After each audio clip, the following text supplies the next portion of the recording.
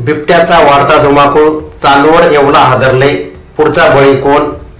One विभाग नेमके करते काय?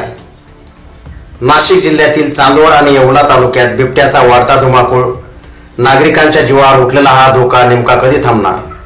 वन विभाग जागा होणार की उशीर करणार? आपण पाहतात 24x7 न्यूज रिपोर्ट चॅनल. आजची मोठी बातमी. चांदवड तालुक्यातील दरेगाव आणि येवला तालुक्यातील कातरणी, लोणचा डोंगर परिसरात बिबट्याचा सलग घटनांनी ग्रामस्थांमध्ये भीतीचे सावट पसरले आहे. 2 दिवसापूर्वी भर दिवसा 11वीत शिकणाऱ्या मेंढपाळ मुलावर बिबट्याने हल्ला केल्याची घटना घडली. सुदैवाने ग्रामस्थांनी तत्परता दाखवत मुलाचा जीव वाचला.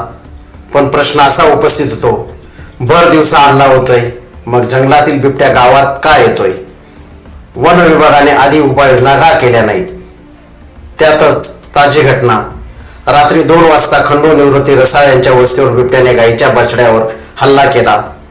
गायीच्या आंबाडा ऐकून घरच्यांनी आरडाओरड केला, तेव्हा बिबट्याने पळ काढला. पण तोपर्यंत बछडा गंभीर जखमी झाला होता.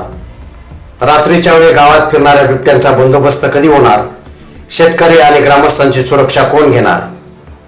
सततच्या घटनांमुळे ग्रामस्थांमध्ये संताप उसळला आहे. वन विभागाने तात्काळ पिंजरा लावून बिबट्याचा जेरबंद करावे, अन्यथा आंदोलन छेडण्याचा इशारा देण्यात आला आहे.